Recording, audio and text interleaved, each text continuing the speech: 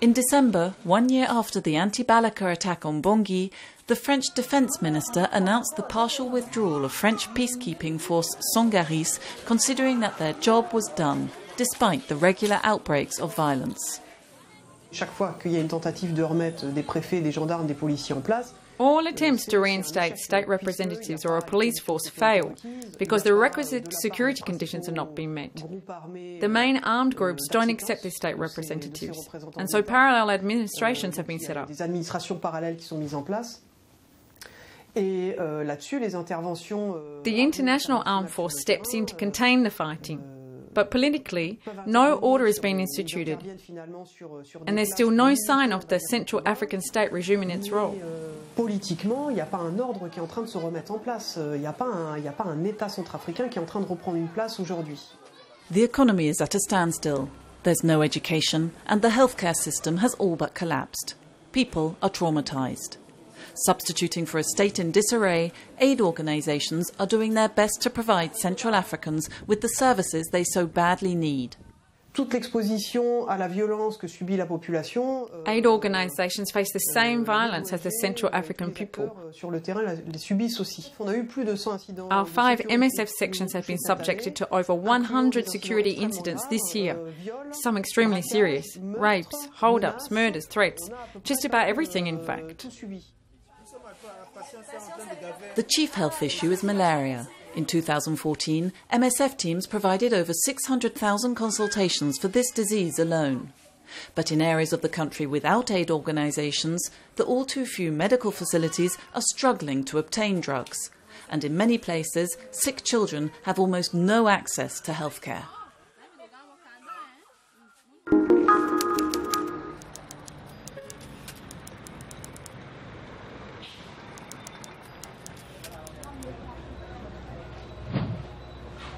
Monrovia has just 2 public hospitals, and like many other medical facilities, one of them, JDJ, closed at the height of the Ebola epidemic.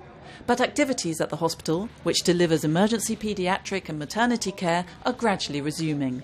MSF is helping by supplying protective equipment and providing training on infection control measures.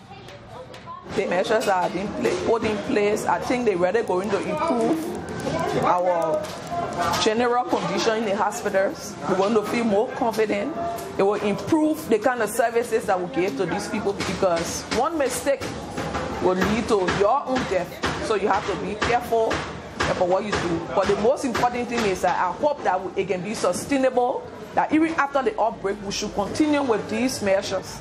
These measures require stringent triage of incoming patients to rapidly identify potential Ebola cases, wearing protective clothing adapted to the treatment being delivered, and complying with rigorous hygiene protocols. All these measures call for a radical change in behaviour, which can be difficult to implement when the epidemic appears to be abating. Even health workers, some of them are letting their guards down.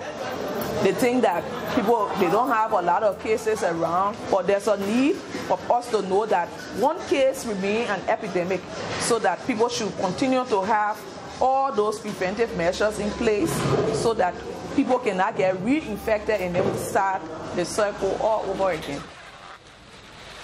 Along with assisting the resumption in medical activities, MSF teams continue to be actively involved in combating hemorrhagic fever.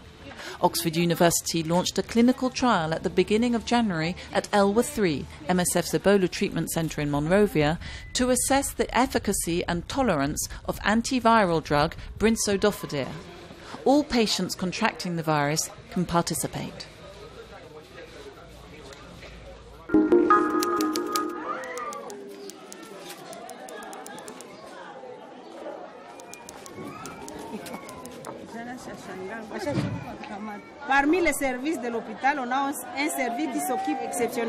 One of the services we provide at the hospital is assisting victims of sexual violence. In terms of treatment, first there's post-exposure HIV/AIDS prophylaxis. We also treat sexually transmitted infections and prescribe the morning after pill, which is a contraceptive. We offer immunisation against hepatitis B and tetanus, and psychological support to people who need it. La grande préoccupation des mamans, c'est surtout les champs. One of these women's biggest concerns is being able to go to the fields to get food. But armed gangs lie in wait and sexually assault them. And they're also assaulted when these gangs loot their homes. Elles peuvent subir des violences sexuelles au niveau de leur habitation. Lorsque les groupes armés viennent pour piller les maisons. We've had the impression recently that many women are downplaying the situation. If they're raped once and then again and again, the third time they often don't seek medical attention. They say, no, it happens. How many times am I going to see the doctor? Disent non, c'est devenu une habitude, mais je vais consulter combien de fois. We broadcast radio messages and go to the schools and churches to reach out to them, raise awareness, to encourage them to come for treatment. Pour sensibiliser, pour les inciter à venir, pour bénéficier de tous les traitements.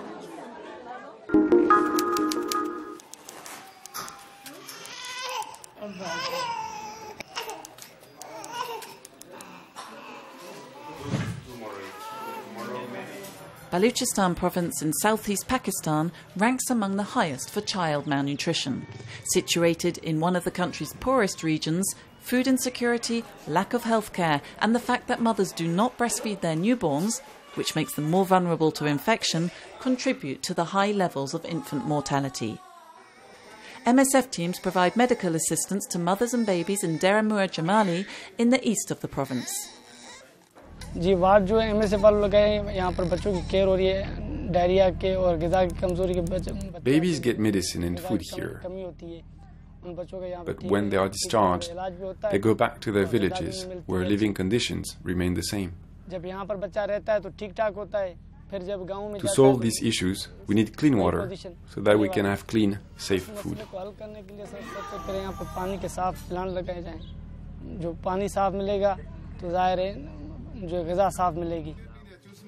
The medical teams are aware that many mothers work in the fields right up until they start labour and return just a few hours after giving birth. Many to premature babies who are weak and often end up back in hospital in critical condition barely a month later. Since opening in 2010, MSF's programme has treated close to 40,000 children.